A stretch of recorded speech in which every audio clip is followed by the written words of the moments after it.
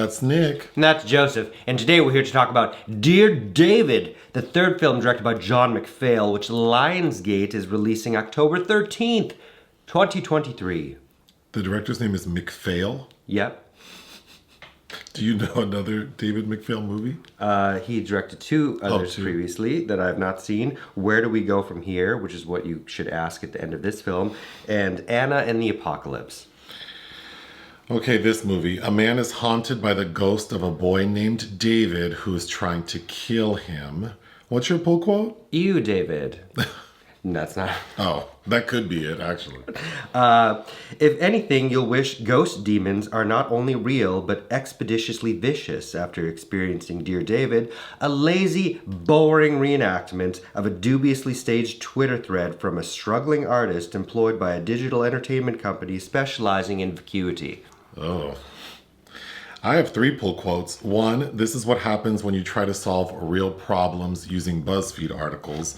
2, there wasn't a single thing about this movie that was creepy, but Augustus Prew has great hair. 3, the only thing Dear David achieves is reminding me that Buzzfeed will post anything. This shit was terrible. It's definitely on my worst of 2023 list. Listen to him mad. It was, well, because I didn't know anything about this 2017 viral Twitter thread. I didn't either. I didn't pay attention to that. When I watched the trailer, I thought, oh, this could be interesting. I knew we were in trouble when the film started saying that it was based on true events, and then immediately there's like a ghost boy. I knew we were in trouble when it said Buzzfeed Studios. Or that. But the story is Augustus Prew plays a guy named Adam, and Adam works for Buzzfeed as a content creator. And there's a lot of pressure being placed on him by his boss, specifically played by Justin Long, to get more engagement. You want more followers, because I don't really read Buzzfeed anymore. I'm assuming that at that time, contributors also sort of had a brand. So like their own personal Twitters were considered a value, like how many followers they have. But anyway, Adam's told more followers, more likes, start creating content that's more authentic. Well, he's told your reach is kind of lame. So this fool, one day, because we see him right away attempting to like react to trolls online, and his coworker while drinking, whose name is Evelyn / best friend, played by Andrea Bang. She's telling him like don't engage with trolls, but then later that night while he's been drinking brown liquor, he decides to comment on someone's negative comment, which snowballs into him telling someone go die in a fire. And then we see this account called Dear David starts following him. And we presume it's the spirit of this boy from 1996 who was in one of those like AOL chat rooms and was told that he should go kill himself. So now Adam's being haunted. He's posting about it on Twitter. It's going viral. His boss at BuzzFeed is like, this is great because of course everyone thinks it's made up. I am a little familiar with the thread after watching it because I read about it. We listened to a podcast about it. And looking at the thread, it is kind of creepy in the context of like over a period of months. And then with like photos, when you put it all together, it's kind of creepy. But what this film tries to do is fill in the blanks, like what was happening at home. And they make it a full-on ghost story, which is ridiculous. And in the end, it does what every movie like this does. The main character confronts the spirit, kills it, so we think. And then the final shot is David in the back of an ambulance because he was involved in a house fire. And we see him saying like, well, I guess everything's okay. And he sees his reflection and sees that it's ghostly. So clearly the spirit hasn't left. The end. Well, no, the end is some other woman is terrorized. Oh my gosh. Yeah, actually, I forgot about that. We see another sort of... Because it's not good. No, another vlogger, this lady whose brand is being bitchy, I think. She says some mean things and we see Dear David jump into the chat. And then she starts basically like trying to kill herself. And that's the end. I mean, if David isn't out there headhunting Ann Coulter and Tucker Carlson, I don't want to hear it. First of all, I don't understand why he's attacking Adam, because Adam's not a troll. People are being mean to him, and he finally gets fed up and tells someone. He doesn't even say go die in a fire. He types out like the acronym for it. Why would this little demon boy attack him? He should be attacking the person who's trolling him, because before that, we see these two little like teenagers being really mean to someone in a chat room, and that scene was so crunchy. Yeah. It felt like someone who's never met a teenager trying to like write dialogue being a mean teenager, and then we see the spirit kill one of the boys. So we're straight out the gate, I don't understand why this boy is following Adam. I don't either, and why, if he was real, which he's not, it's not real, didn't kill him instead of toying with him. And then also... For months. For months. You know, when you're going through things, I'm immediately suspect of somebody that has to constantly document it so that they're witnesses to their experience. But apparently people just ate it up. I don't know. It's like when you see people on TikTok recording themselves giving an unhoused person like $5. Yeah, don't need to see it. We don't need just to, go be a good person. We don't need to see it. So immediately I thought, oh, there's another movie about a viral Twitter thread that handled it very well, which is called Zola. So I think, yes, if you want to see a movie about a viral Twitter thread, go watch that. Mm-hmm. Yes, it's like, I can see where this would be the kernel for something interesting for a more daring storyteller, perhaps, to examine the ambiguities of it and maybe provide some lethal social commentary. Like, this is rife for that, but well, whatever. I mean, to start off with what the better story would have been, because clearly, just reading about, I think his name is Adam Ellis. Yes. This person, it's a combination of two things, to be sure. One, his job required that he create a persona and get engagement, which inherently causes you to be fake to a degree, right? Even like making YouTube videos, like, oh, well, based on feedback, I adjust my personality and the things I talk about because I think that's what people want to hear. So it's not that I'm telling lies. It's just like, oh, pushing one side of my personality and hiding the other. Sure. So that makes sense. But then also, it would seem that he has severe mental health issues. Oh, yeah. And this movie should have played with that. It should have been a satire on how... It should have been repulsion. Influencers are pushed to the brink of insanity, trying to create... Like, almost like comparing a dissociative disorder with how we have to be like this online persona. That would have been really interesting. They really made a full-on ghost story out of this bullshit-ass viral Twitter thread. And not a very good one. And then he's approached by... He's able to access medical files in a fashion that... we need to talk about that. Does not make any sense. So the little ghost boy, David, he likes to say when he's chatting with people, why are you so mean? I thought that was so corny. Then this little boy from 96 who died back then, how is he so good with modern like tech? Hacking social phones, media, hacking phones. Installing Grindr. This little boy from 96 installs Grindr supposedly on Adam's phone. He's sending messages like DMs and voicemails. It should have been Adam for Adam, but they could have called this, or Adam for David. Adam for David. So when David first starts being haunted, he has a rocking chair in his bedroom that constantly rocks, and he has two cats who are really cute. The cats are cute. Yeah. And so is Augustus Prew. It's nice to see him in a lead. Yeah. Well, the best part of the movie is Augustus Prew. I like his energy on screen. I like how he looks. He has fantastic hair. Good screen presence. Yeah. But I felt bad for him. But the lore of this Dear David, oh my God, it's so stupid because we understand that David is saying you can ask me 2 questions, never 3. So the reason Adam's being haunted is because he asked David 3 questions. But he, like unknowingly, he's just like, why are you doing this? Or what happened? Then David or Adam calls a psychic to his house. And it's this like very like pumpkin spice latte white lady wearing her Fabletics, holding a Starbucks cup. She comes into his apartment and immediately tells him like, oh, there's bad energy at the rocking chair. Oh, your computer's a source of negative energy. Something bad happens here. Something, but you did something you're unhappy with. She tells the full thing. Then immediately he goes and meets with her job title, the black lady. She has an interesting job title. She's a web sleuth. She's an internet sleuth. That's what she says her job title is. And she knows exactly about Adam because she's read his thread. Not your hobby, ma'am. Your job title. And she even knows about something called Loopy Linda. And then that takes us down this rabbit hole of like this woman in a psychiatric ward whose medical records and like surveillance video from the psychiatric hospital are readily available online, where and this is an image that Adam has seen, this woman drawing this kid. And we find out that David, the dead boy, did not kill himself. Apparently, his mother killed him because she was schizophrenic and thought he was a demon. And she thought that the boy was trying to kill the father. It's all too much. It's so stupid. And the two characters, the internet sleuth and the medium, those were so poorly written. It was uncomfortable watching these poor actors trying to get through this dialogue. Oh yeah, it was bad. It was boring and it was bad.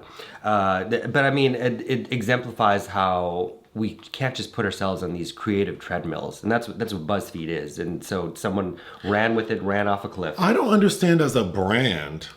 Like, as someone who works in brand marketing, I don't understand why, I know BuzzFeed is, like, struggling right now on all platforms. But as a brand, I don't know why they would produce a movie that basically exemplifies how they just create nonsense. How useless. Like, it's just bullshit. Like, they're just literally pulling stuff out of their asses and making these nonsense lists. But also at the detriment of the mental health of their employees. And also, this movie doesn't even have the wherewithal to showcase the artistry of Adam Ellis. No, actually. Yeah. Like, no. what else he really... Like, it shows him doing some little cartoons and stuff, but really, it is unmoored, means nothing. I don't know what it's tied to or what his brand is, what he was trying to do before, you know... Yeah, that's a good point. We really don't understand his artistry at all, what his POV is. We only really know he's gay. Like, it's sort of brought up like, oh, they want me to tap into like my authentic self. And then this other guy who we then find out is his boyfriend says, oh, they want you to be more gay. So it's like, who is this guy? He apparently has commitment issues, does not want to say I love you. I don't know. It's so just badly BuzzFeed written. must pay him well, though, because he has a very nice apartment in New York City. And then when he believes he's being haunted, he moves into the apartment upstairs. Yeah. Like, he thinks the ghost won't walk up some stairs. That was ridiculous to me. And still leaves his shoes outside in the hallway. Like, Although, can't somebody just come take your shoes? reading about the actual story, it sounds like Adam moving... Well, they make it sound like it was sort of like he just moved upstairs because it was a nicer apartment. But in this movie, they try to really make it seem like he's outrunning the ghost. Yeah, just because you had put that podcast episode on, it seems like certain liberties were taken to make this a more cohesive haunting. Yes. When there's a point when Adam thinks he sees something and he runs under the covers like a little kid. And I felt bad for Augustus Prew. Like, it seems like he was really giving this his all. But this direction and writing, no. I have to go back to that grinder scene. That was ridiculous. It was ridiculous. Yeah. Why even include that unless you're going... Because they included not just like, you're on Grinders, because his boyfriend shows him a screenshot of his Grindr profile. And he goes, I swear I'm not. And makes the mistake everyone does of, look at my phone. And then it's like, oh, it's right there. And then he opens it and sees he's sending messages. And that's when we realize, oh, the demon boy is sending messages as Adam. Ridiculous. If the demon could create a Grindr account for you and mess up your relationship, what about your financial accounts? What about your Wells Fargo profile? What about it? There are... I'd be transferring money to everybody. Oh yeah, you would not be able to pay your rent next month, Mr. Ellis. So nothing about this movie is creepy or scary. There is one funny moment though. So it's the grinder scene when this is after Augustus has moved upstairs. And his now ex-boyfriend's mad, like, you moved apartments and didn't even tell me. Then the boyfriend's like, I tell you I love you and you don't say anything, which I think is funny. Like, well, because clearly he doesn't love you. Well, he doesn't love you, girl. Like, don't ask me that. Like, stop asking me why I don't call you, because I don't want to. I mean, because the boyfriend in the beginning we learned is going back to Indiana or something because his mother's having having a hysterectomy. Oh, right. But how long are you going to be with your mom? It's a long time. But the funniest part of that scene is the boyfriend's mad like it's over, and he hands him back his house key. a key to a house I don't live in anymore. I don't know why, but that made me laugh so hard. That's the level of writing in this thing. After it ended, you had mentioned this feels like something that's a lot older, like a film from the mid-2000s. Well, that's good. Yeah. So first of all, I think the cinematography, it looks like one of those pre-recorded SNL skits, like when they make music videos. The cinematographer was Stephen Chandler Whitehead. Which also makes it look dated, like a movie from 2007 that's trying to show like this is technology. We get a lot of like visuals of him looking online and texting and which is how it's really kind of deadening in a story, in a visual story. And then you add that to the fact that we're going on about Twitter, which we don't call Twitter anymore. It just all feels late. It reminded me of a film that I haven't seen since it came out, but Fear.com. Oh, you remember that with Stephen Dorff, which is not good. We get a scene where, speaking of this little boy, this little boy's a little freak because we also see at one point, I don't know why, it just feels so random that Adam, Augustus Prew's character, is in bed and he's about to masturbate. So he, of course, has his laptop open to a porn website. And then all of a sudden, Adam is live, like something turned on his webcam. So now he's live streaming himself about to masturbate. And then he doesn't turn the camera off or close the laptop when he gets a phone call. It just is all crazy. He doesn't get very far either. He doesn't get very far, no. Okay, after Adam... Well, first of all, the internet sleuth tells Adam that internet ghosts are not as uncommon as you think. And then the next scene is Adam goes to the hospital where Loopy Linda was supposed to be a patient or a resident. And this poor receptionist, he walks up to him and goes, "Do you know Linda, blah, blah, blah?" And the guy's like, "Oh, wow, blah, blah, blah. I don't see her. Oh, that's because she's no longer here." Well, she's dead, but I can't tell. Like, the receptionist gives so much information and then has to get up and leave. So Adam steals this receptionist's...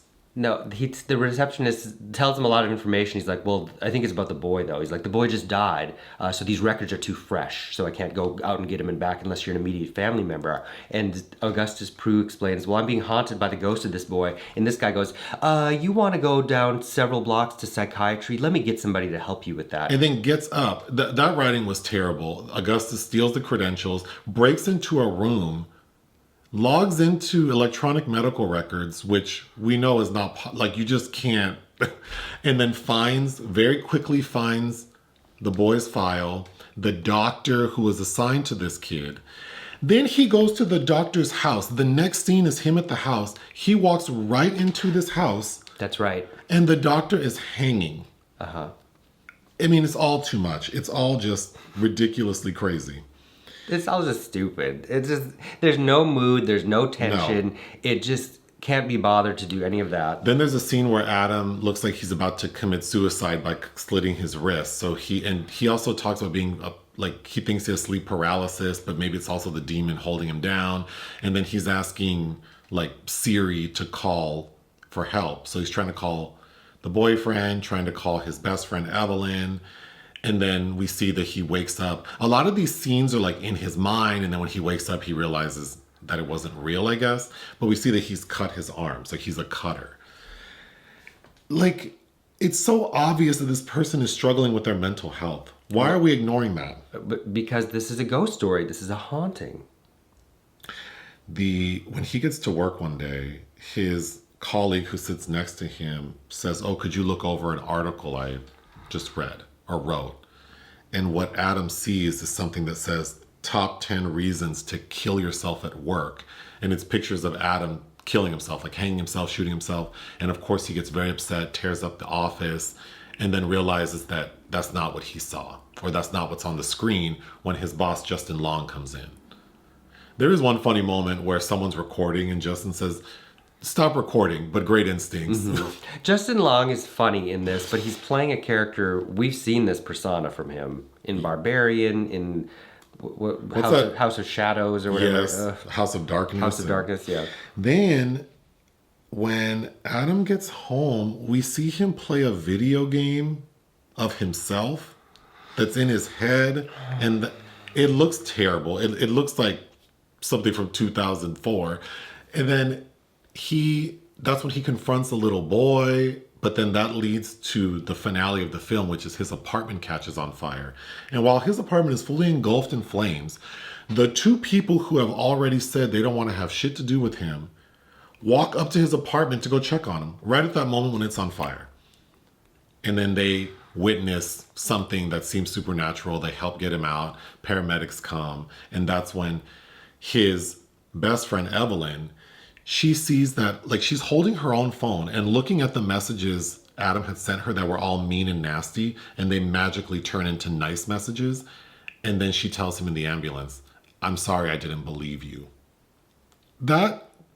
This is so dumb. Yeah, it's bad. so dumb. It's bad. It was quite unexpectedly more awful than... Oh my God, the scene with the fire where you said it was like Backdraft. I mean, there's a moment when like the stairs explode and Adam goes flying. This shit is terrible. I'm tired of talking about it. Same. What would you give this movie? 1. I would give it 1 out of 5. I'm not giving it 0.5 because I did like Augustus Prew. Sure. And it looks okay. Sure. But this shit is horrible. Anything else? Hit the thanks button. Listen to our podcast. Bye.